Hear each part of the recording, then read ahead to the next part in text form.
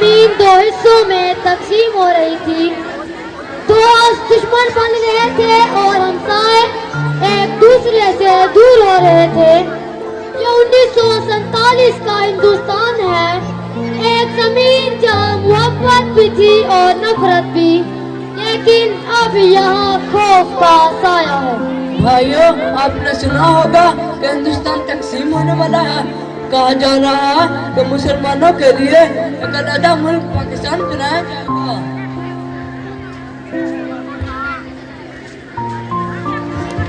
पाकिस्तान? लेकिन सरपंच जी, ये कैसे मुमकिन है? हम अपनी जमीन, अपने खेत और अपने घरों को छोड़ देंगे। ये फैसला मुसलमानों के लिए जरूरी है। हमें एक ऐसी जगह चाहिए जहां हम आजादी से अपने मजहब पर अमल कर सके और अपनी जिंदगी गुजार सके, लेकिन हमें हमारे हिस्से के वसाइल भी मिलने चाहिए। लेकिन क्या इस तकसीम से हम सबके लिए इंसाफ होगा? जमीन, पानी, फसलें कैसे मंडी जाएंगी?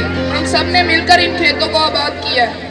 पाकिस्तान हमारे ख्वाबों की ताबीर है, लेकिन हमें हमारे हक का पानी, खेत और मंडी का हिस्सा भी चाहिए। ये हमारी नस्लों की मेहनत का सिला। ये तकसीम आसान नहीं होगी। अगर वसाइल सही तरीके से ना बांटेंगे तो खून खराबा होगा। मैंने ऐसी नफरत पहले कभी नहीं देखी। का ऐलान हो चुका है। हिंदुस्तान और पाकिस्तान दो अलग रियासतें होंगी। बलोचिस्तान, सरहद, सिंध और मगरबी पंजाब पाकिस्तान का हिस्सा होंगे। जो लोग अपनी हिफाजत चाहते हैं वो फौरन हिजरत करें।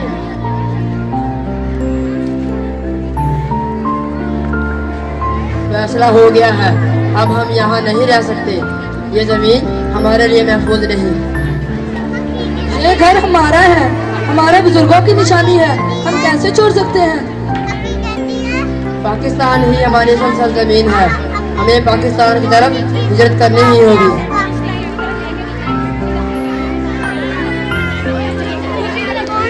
पाकिस्तान वो कैसा? वहाँ हमारा घर होगा। अब मैं अपने दोस्तों को कभी नहीं देख सकूंगा। अब्बाजान, अपने साथ क्या लेकर जाएंगे? सिर्फ वही सामान जो हम उठा सके। जरूरी सामान बांधो, कल रवानगी है। वो लम्हा था जब सब कुछ बदल गया। घर, जमीन और यादें सब पीछे छूटने वाला था। ये सिर्फ एक गांव की कहानी नहीं थी, बल्कि लाखों लोगों का दर्द था।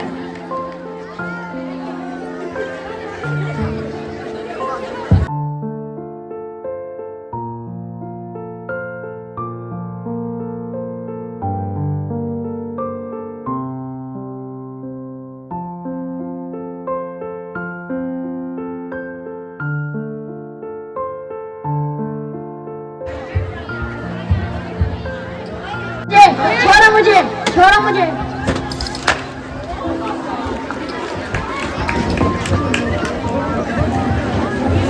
ये सफर तवील और मुश्किल था। खानदान पैदल, बैलगाड़ियों और भरी हुई ट्रेनों पर सफर करते थे। दिनों तक वो धूप, भूख और मुसलसल खतरात का सामना करते रहे। ये रास्ता बहुत तवील और मुश्किल है, लेकिन खुदा हमारे साथ है। मैं मजीद नहीं चल सकता, मेरे पाँव जख्मी हो चुके हैं। मेरी उंगली मजबूती से पकड़ो। रुकना मौत को दावत देना है। हम इस पुरखतर सफर को भी तय कर लेंगे। भागो भागो, छोड़ो छोड़ो छोड़ो मेरे बच्चे को, छोड़ो मेरा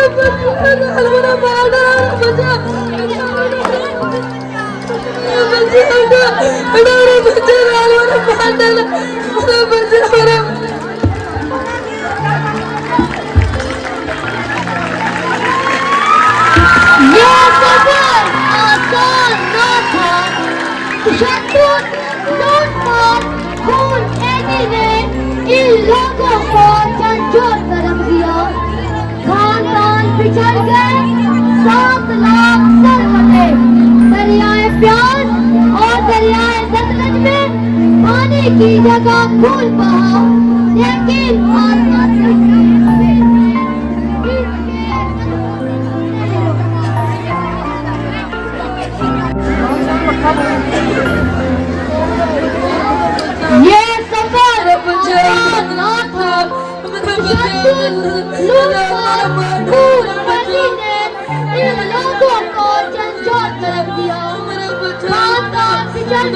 लाख लाख सर कटे दरियाए प्यास और दरियाए सतलज में पानी की जगह खून बहा, लेकिन आजादी की उम्मीद में इनके कदमों को नहीं रोका।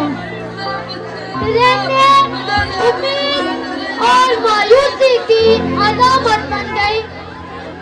चलो चलो, ट्रेन आ गई है। हमें हर हाल में पाकिस्तान पहुंचना है। हमें अपने प्यारों को छोड़ना होगा।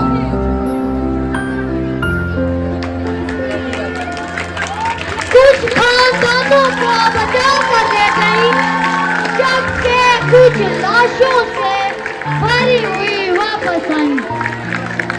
ये खतरनाक लेकिन नाकदीर सफर था।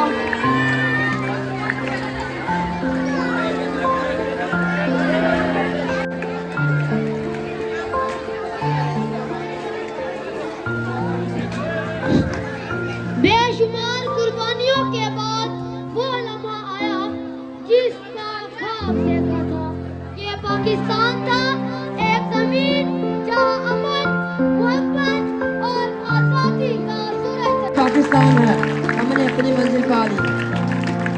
हमने सब कुछ खो दिया, लेकिन ये जमीन हमारी है।